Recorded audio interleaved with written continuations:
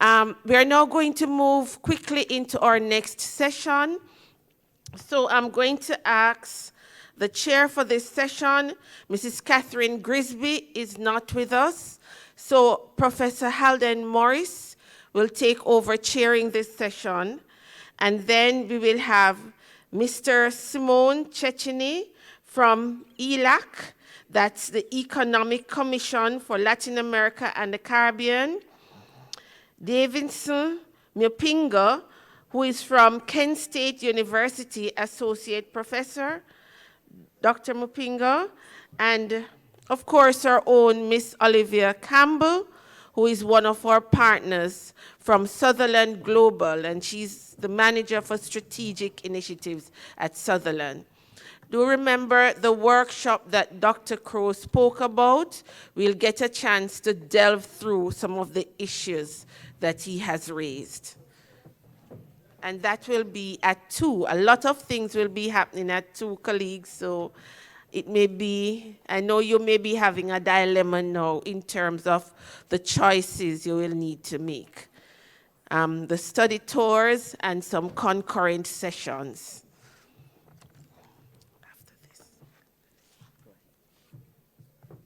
Thanks very much, Dr. Mondero. Good afternoon, ladies and gentlemen, again.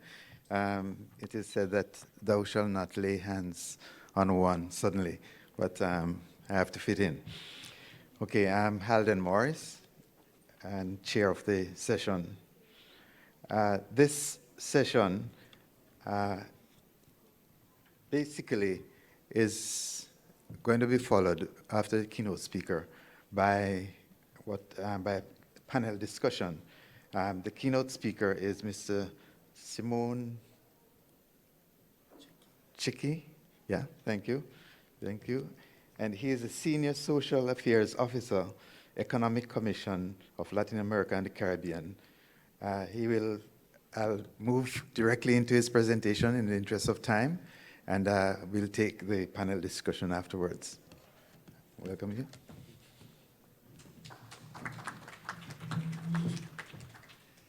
Well, good morning. First of all, I wanted to thank UNESCO, who invited me to take part of this 4th International Conference on TVET in the Caribbean. I'm really happy, excited to be in this beautiful country for the first time in my life. Thanks. And, well, I work for the United Nations Economic Commission for Latin America and the Caribbean. I've worked on development for the last 20 years, but with respect to TVET, I'm more of a recent convert to the importance of TVET to development and the contribution to development. And this is due to my participation in a project, and thus I want to start this presentation with sharing with you a video on this project.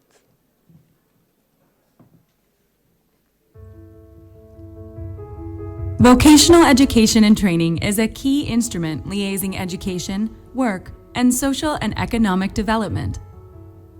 Its main purpose is to ease young people and adults' employment opportunities and lifelong learning.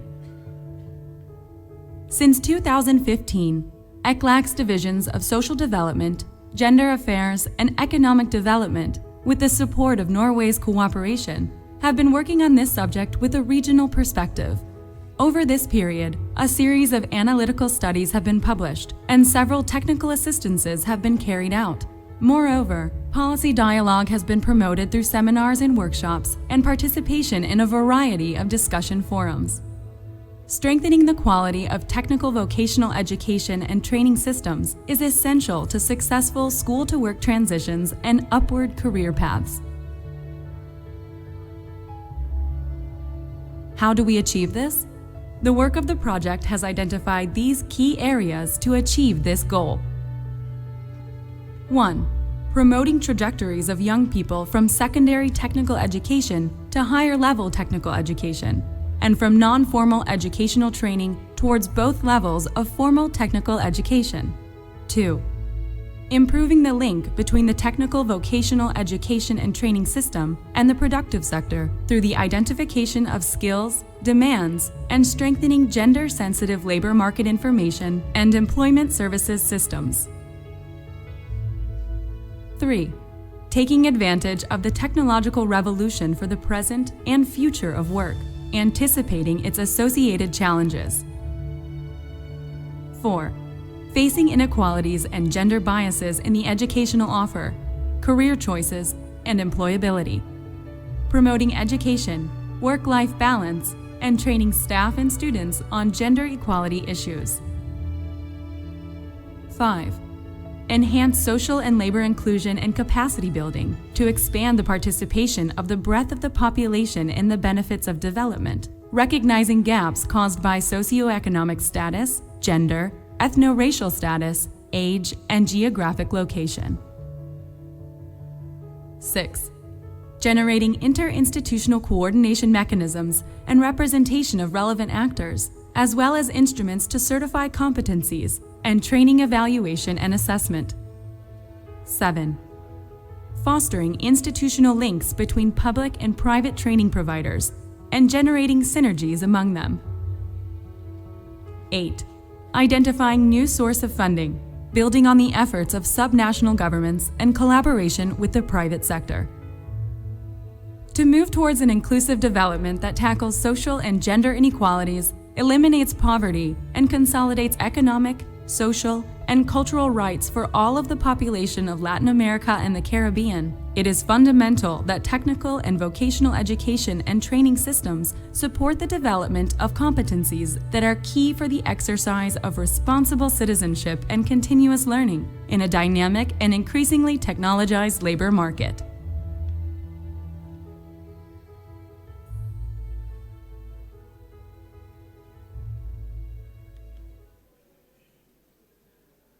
Great. And as staff of a United Nations outfit, I need to start this presentation also mentioning that the Agenda 2030 for Sustainable Development, to which our countries have committed, has, 17 goals, 169 targets, and out of those, 4 targets explicitly mention TVET.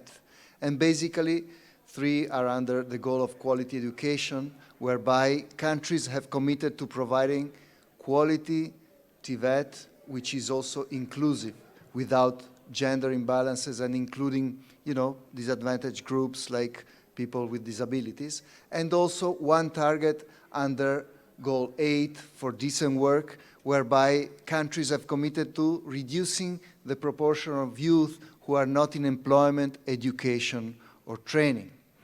Now, at the TVET conference, I don't need to convince you of the importance of investing in TVET, right? I think you're all converts here. But still, I think it's important to mention that there is a social rationale for investing in TVET because individuals who have been trained through TVET are more able to insert themselves in a changing labor market, as we have seen these last 2 days with the changes in robotic and artificial intelligence. Also, TVET is very important to fight poverty and inequality because many programs are especially geared to disadvantaged groups, to youth, to women, to people with disabilities. And also there is an economic rationale because besides the individual gains, there are gains to firms and to the economy overall. In terms of numbers, studies in Europe show that each additional year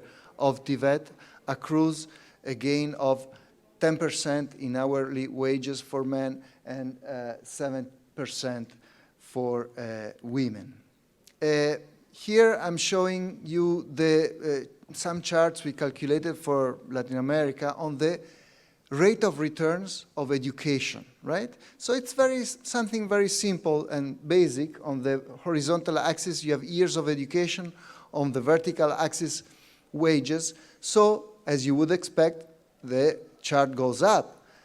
The more years of education, the better salary you will have. But also it tells us something interesting, which is where do these curves start being steeper? Where do you have more gains? And you start seeing more gains when you complete secondary education and obviously when you have tertiary or postgraduate education. And also this chart shows us something about inequality. For instance, that even for the same years of education, men get better salaries than women, and people who insert themselves in high productivity sectors of the economy get better salaries than those in the low productivity sectors. These kind of charts, they come from a broad economic literature that has recognized the importance of human capital for economic growth, or also from the models called endogenous growth, which in plain English means growth from within. In these last years, also economists have focused on specialized human capital as key for economic growth, and this is very important for TVET, as TVET provides those specialized skills. And also when we ran studies at the global level on the connection between education and economic growth, what is found, it's not only that it's important the years of education of the population, but also the quality of that education. Now, unfortunately, it's not enough to be educated, right? Because our youth, they face great challenges in transitioning from education to the world of work. Here I'm showing you some data on unemployment rates on average for 10 Caribbean countries. And as you see on the right-hand side, 3 out of 10 women, young women, face unemployment when they look for work, and 2 out of 10 men face unemployment. Although these unemployment rates have gone down, they're still too high. To face this issue of the transition from the world of education to the world of work, at the ECLAC we have suggested that obviously there are some key points. 1, concluding secondary education. 2, strengthening TVET systems with a focus on innovation. 3, a focus on what we call active labor market policies, which are policies to strengthen the supply of labor, for instance, through training or remedial education, the demand for labor through entrepreneurship, direct and indirect job creation, and labor intermediation.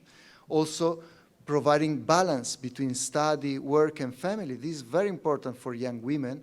When we see the data on number of persons not in education or training, very often it's women who are doing non-remunerated work at home, care work for children, brothers, sisters, the elderly or sick people. That's why we need to also strengthen care systems. And finally, promoting the rights of youth with disabilities. Now, what is the empirical evidence on the impact of vocational and educational training? We did a study and we found for 8 countries of Latin America and the Caribbean, if we focus on the 2 charts on the right, for women and men, we found that largely we see about 83% and 85% positive impact on labor inclusion indicators, on employment, on salaries.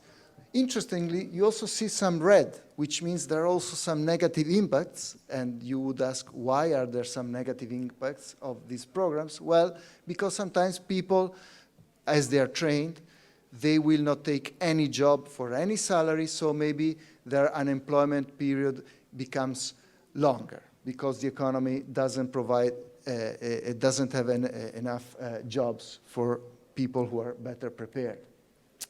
Now, going to financing, it's very important to see that this is a multidimensional picture, right? It's quite complex, but let me just say that for financing, we have to see who is financing TVET. Different actors. 1, the government, which could be the central government or subnational governments. 2, the private sectors, whereby private sectors, there are firms, there are households, there are NGOs, but also other actors, the rest of the world, through grants or loans from donors or private investors, philanthropic. These, on the left-hand side, where it says funding, is the people, the actors who pay for TVET, which is not necessarily the same actors as those who actually spend on TVET. And there is a dense web of relationships between those who pay and those who spend. Now, when we try to analyze this kind of data, unfortunately, we have these interactions. It's difficult to find statistical data. There is a paper, here you have the cover, by a colleague of mine, who is Michael Honey, who has done a great study. You can find it on the web. But he has found some insights from general budgets of governments, but on firms and households, it's really difficult to find data. Let me also mention that we can focus also on the mobilization of resources, and thus we see what are the resources for the government: general taxation, specific taxation, multilateral lending, overseas development assistance. For households, it's wages and salaries or loans, and for firms, their revenues and, again, loans. Getting to some data on resource mobilizations for governments. If, in the world, the rich countries belonging to the Organization for the Economic Cooperation and Development, they raise about 34% of GDP in taxes. In the Caribbean, that rate is lower. You see there, it's 24%. Some countries like Barbados, it's 35%. Jamaica is also above the Caribbean average at 28%. We can also see then on the expenditure side how much money goes to education. Here, for instance, we have data in dollars on spending on per person on secondary, per student in secondary education. In yellow, you have Caribbean countries. In blue, Latin American countries. You see Barbados with about $5,000 per student. Jamaica is a bit below the regional average with $2,300 per student. Also, you can get specifically on TVET. Here, the data is very scarce. My colleague found data on Belize and Barbados, and you can see on the left that about 0.13% of GDP in Belize and 0.16% of GDP in Barbados goes to TVET, which means, on the right-hand side, in terms of total education expenditures, 1.8% in Belize, 2.7% in Barbados, and in terms of secondary education expenditure, 4.3% and 6.8%. Now, we can also find data on spending by national training institutes, and here Jamaica is a leader in the region, with HEART having an expenditure of 0.63% of GDP, which is much higher, say, than the second best country in the region of Latin America and the Caribbean, Colombia or Costa Rica. And then, obviously, we also need to look at financing by firms, by bilateral, multilateral donors, and by philanthropic organizations. Firms finance TVET mostly through their own resources, sometimes also through tax benefits in the forms of deductions or credits. There is bilateral overseas direct assistance available, but generally goes to the poorest countries. There is lending or grants from multilateral donors. Here, the Caribbean Development Bank is doing something in the region. Also, there is philanthropic investing. Here I have a chart.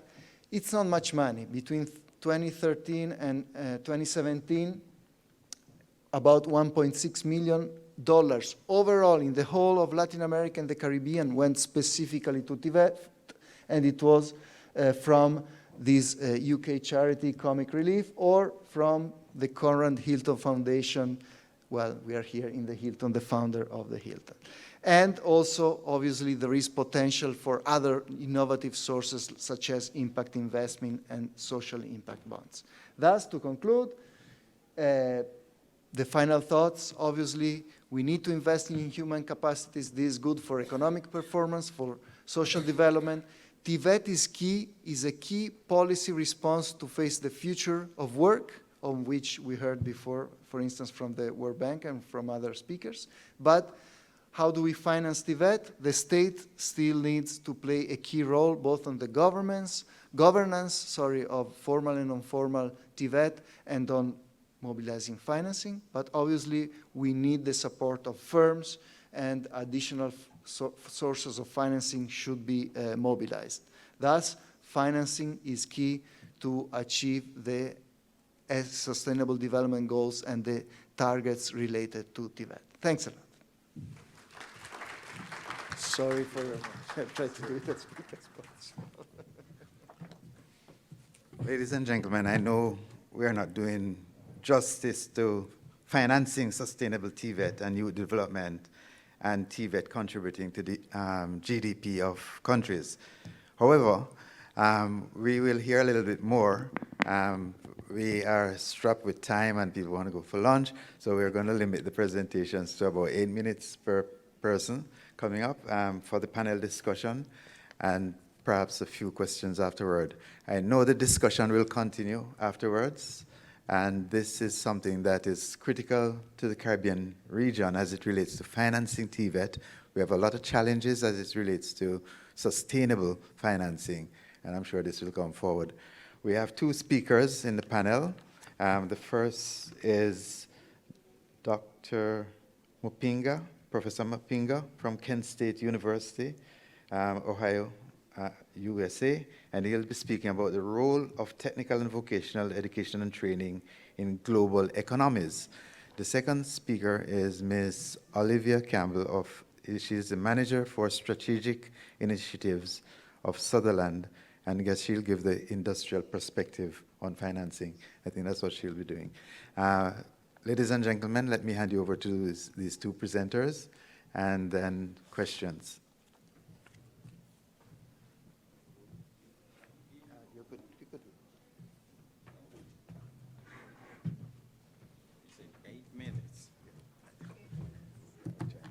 Okay. I'm not sure if we were going to project the slides, but even if we don't, that's okay. One of the most difficult challenges for an instructor is to teach students just before lunch. And it's equally difficult to teach students after lunch. However, I will try and I'll try and go through that. First of all, I want to apologize for my shabby appearance. There's nothing that I could do. I was just told by American Airlines that my luggage is in Texas. I am coming from Ohio. I don't understand how my luggage would have ended up in Texas. So anyway, that's enough about the dressing, but I hope we can get through this, without a problem. A few issues that I wanted to touch on. I think all morning or throughout the conference, we've been talking about how the workplace has actually changed. And from the drones that are delivering pizza to the robots that are actually serving food in restaurants to automobiles like 18-wheelers that are being driven without drivers. So we can actually see that the landscape or the workplace itself has actually changed, which in essence necessitates for the need of a worker with a different skill sets. And then that's where we come in as TVET, because we've always been of service to the industry or of service to the workforce in terms of we need to provide the workers that are needed by the workplace. And so we have to first of all look at the workplace and then figure out what it is that the workplace is looking for, and then we can provide the necessary worker with the right skills that are needed for the workplace. And so the project that we did was essentially to go to the workers and say to the workers, what kind of a worker, what kind of skills are you looking for? And so we put together a team of, we have a consortium of what are referred to as North Coast 99, which are the best companies or global companies to work for in Northeastern Ohio. So we set out our teachers to go and ask these companies or these global organizations in terms of what kind of a worker are you looking for? Mind you, this was after we had had a problem where there was a study or a survey that was done in 2014. It was a Gallup poll. Now, in the Gallup poll, it indicated that 96% of the employers, of the administrators felt that they were doing a good job in producing workers with the right skills for the workplace. And in that same survey, 10% of the employers said we are getting what we need. I know one of them is not telling the truth, and let's leave it at that to say who is. Employers can't say we are only getting 10% of qualified employees. Administrators, education administrators are saying we are producing about 95% of our students are well qualified to work in the workforce. Yeah, I want to believe the employer because he's the one that is looking for the employees and he can't find them. So you cannot give me the argument that we are producing qualified, students. And so we end up coming up with a number of skills, and we've talked about these skills throughout the conference. And when you look at down the list of the skills that the employers are talking about, none of those skills, there were very few skills that were considered technical, which the employers wanted or felt were necessary. And if you understand where the technical is coming from, that was because we interviewed Cleveland Clinic. And Cleveland Clinic obviously said they would need somebody with the technical expertise, which I'm sure you would agree with me that you want a doctor who knows the difference between a heart and an arm, otherwise they would operate the wrong thing. So the challenge then for you and me, I'm a teacher educator, is based on what we've been discussing in the morning. We've all been saying, if you don't have something assessed, it doesn't get taught. And so all these skills that the employers are saying are important, to what extent are we teaching or are we developing, our students? A couple of things I want to challenge you is to find different ways that we can develop the self-awareness of the students. Are there any activities that we do in TVET to develop the students' self-awareness? Do the students, our TVET students, know what they can and cannot do? Because that's what the employer is saying I'm looking for. I'm looking for somebody who knows his limits. And yet, when you look into our exercises and activities in the classroom, none of that exists. Gone are the days where we can ask our students to develop or to follow instructions. I follow instructions when making Tuscany chicken. I don't know whether the employer would want me because I followed the directions on the YouTube video. I think they want much, much more than that. Then you also look at cross-cultural competency. That's another skill that the employers are looking for. What are we doing with our students to develop their cross-cultural competencies? Are we putting them in environments or are we giving them tasks where they can develop the cross-cultural competencies? As a side note, I have joked about, many of you know the case of the Ebola virus that went to the US. For quite a while, our nursing students in the US never focused on anything other than what was going on in the US. And I want to believe that when that guy went to Texas and he said, I am from Liberia, they thought Liberia is a subdivision in Texas and handled him just like they would do with everybody else. And that was the source of our problem. But if we had talked about all this global awareness among our nursing students to say, you are going to be working with people from various parts of the world because they're going to come for a service that is excellent. And so if you exclude that from your curriculum thinking it doesn't matter, that's not our problem, that's not, then you are setting your students up for failure. We also have team skills. What activities do we do with our students to develop team skills? Collaborative ideas. I think we have heard all the buzzwords. My challenge to you is, what are you doing about it? Let's move the next step, from we know what is needed and what are we doing about it. So you look at critical thinking, you look at creativity, you look at communication, almost everything else that you're doing. What else are we doing about them? First starting point would be for us to collaborate with the employers. Again, we collaborate with the employers, that way we get to know what the employers are looking for. And then secondly, I think there's going to be less emphasis on the hard skills and more on the soft skills.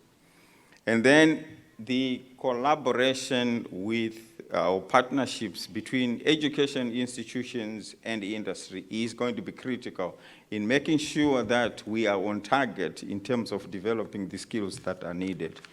I will rest my case at that point. Thank you.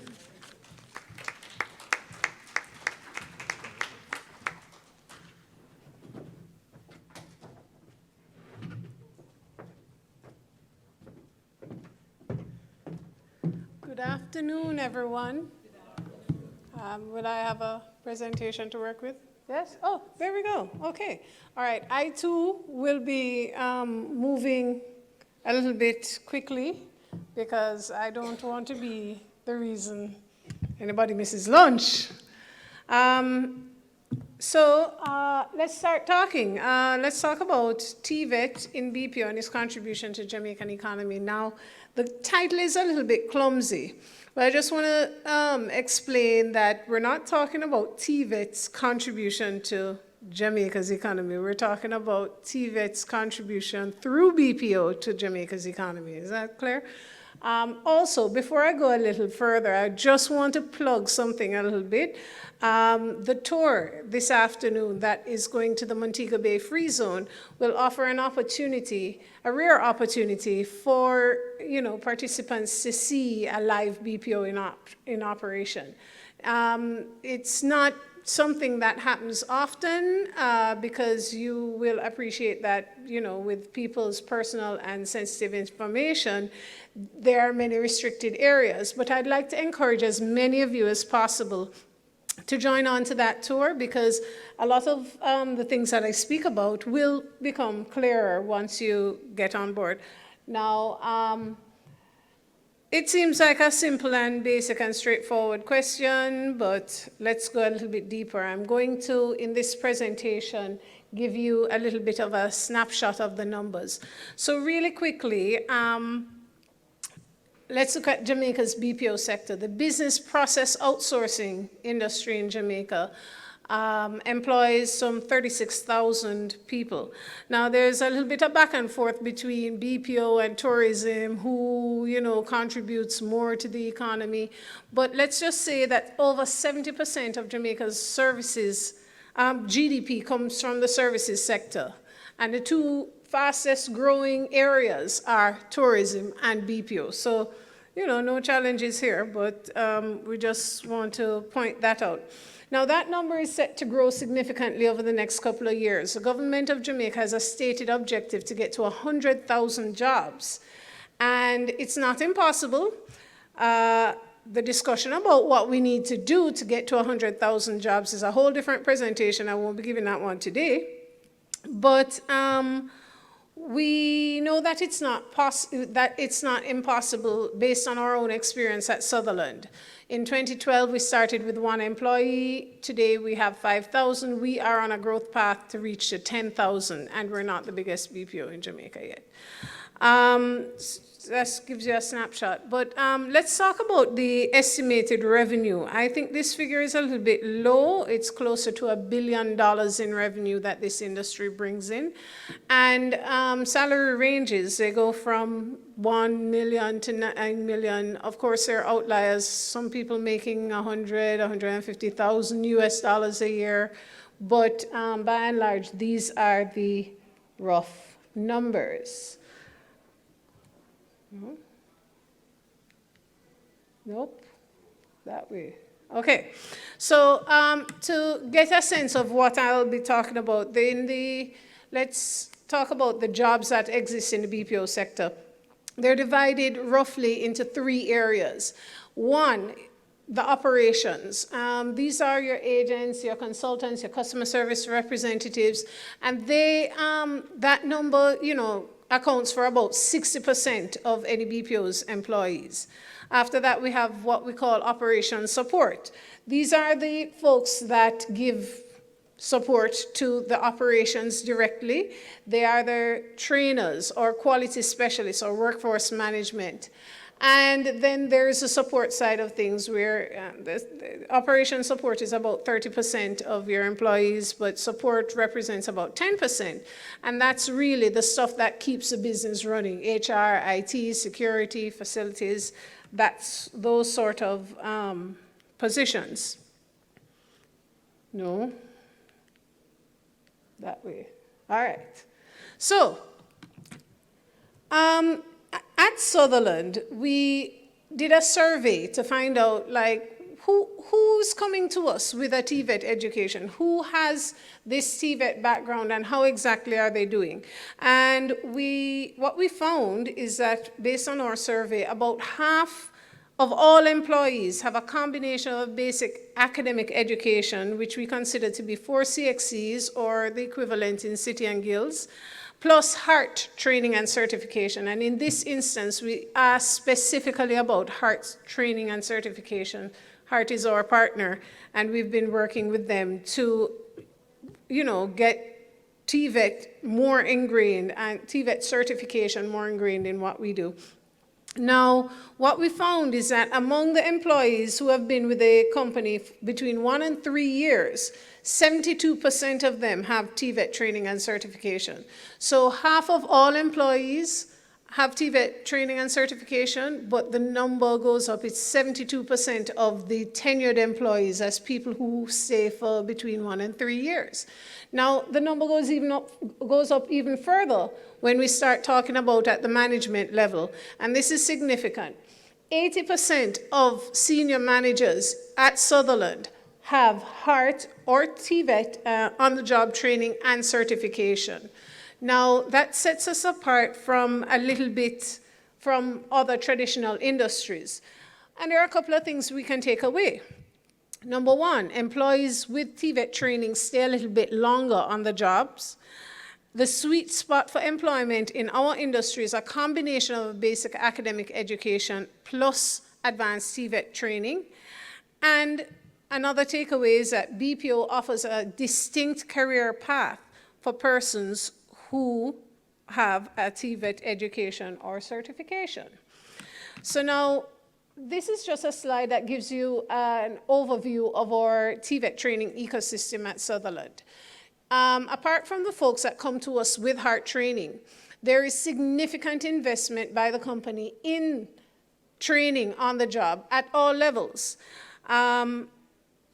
Vocational training is core to what we do. And every Sutherland employee is required to do continuous education. Just last night, I had to stay up late to do my anti-bribery and ethical operations course. It was 45 minutes, I did pass. And we have, as you can see, we start at the lowest level with the associates and we get up to the managers. At the lowest levels, we have self-paced learning courses. We identify, for instance, our early risers where we invest in entry-level employees who show promise or leadership ability. Then we have our Academy of Excellence, which all employees, that's one of the courses that I did last night, where all employees are expected to continuously do training. Then we have our Team Manager University, and that's where you get to like level 3 and above. And at Team Manager University, we cover the critical management skills for supervisory management, such as engagement, communication, recognition, talent management, how to do root cause analysis, how to handle multiple priorities. And the last element of our training ecosystem is our Account Manager University, where we go to higher levels and we look at deeper processes. But I wanted us to get to this point because the topic for this discussion is a contribution to the GDP. Now, what I'm doing here, what you're looking at here, the BPIAJ did a industry-wide survey, and these figures seem very specific, but let's work with them as a guide, so to speak. Some $88 million in gross salaries from the BPO sector. Now, where I want you to direct your attention is that 13%, the income tax, that's a contribution of the BPO industry to income tax in Jamaica.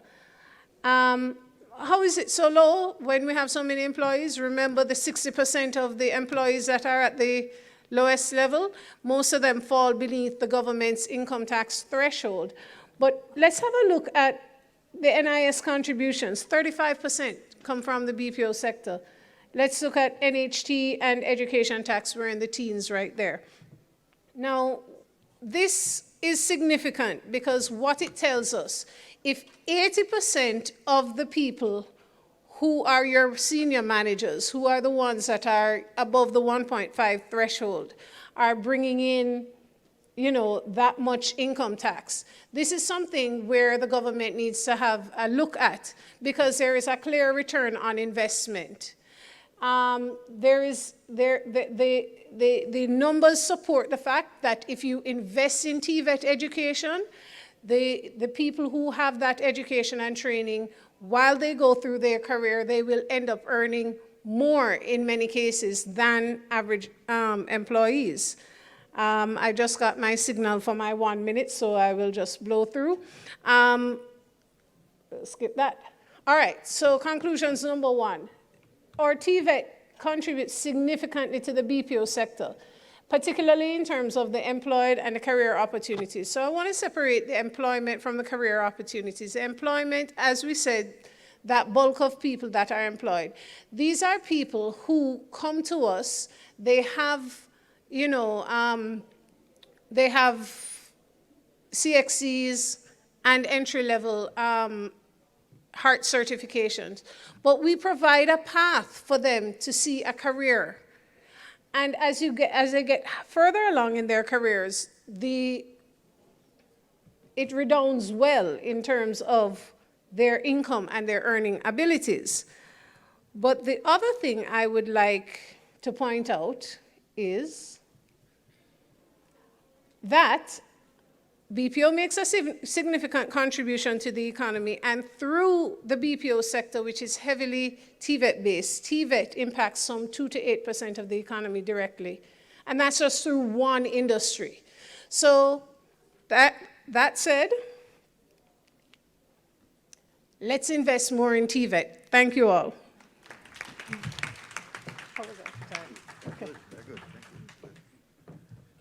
Ladies and gentlemen, you've heard the presenters. I know we're on the edge of lunchtime, so I'll open the floor for a few questions, and we'll have our presenters respond. And if there's any point to discuss, please let this be a free discussion. Questions?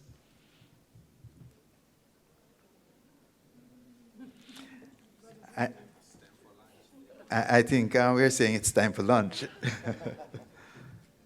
Okay, calling, last call. Any questions at this time? Is there any point that you'd like to, between the... Okay. Okay, you will hear about the sessions coming forward. I think Dr. Mondero is going to give you some more information on what goes on from here. And I guess you go for lunch, and we'll have a very good rest of conference. Thank you.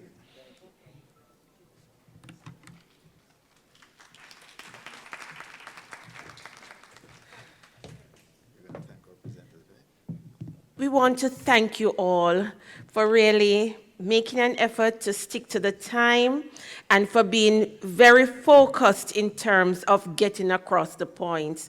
And for us, those of us who would like to deliberate more on the issues and the ideas you raised, we will ensure that the PowerPoint presentations are available. What you have said, it's all very relevant and it ties in very well. You don't need a long time to get across the essence of the message, and you have done that very succinctly and very well. Professor Mopinga, please accept our, well, I don't know if, I'm so sorry. We understand your pain, and we hope that you can overcome that inconvenience with your luggage, and you will be getting it soon. I know it's quite an inconvenience.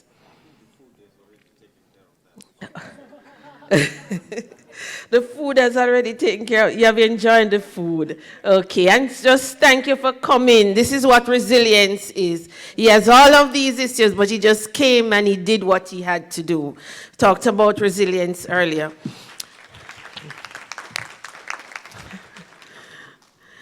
No, delegates, we are on the point of lunch, and then you have choices to make. I imagine you're here because you will not be going on the tours. You're all Jamaicans, and you probably have an idea.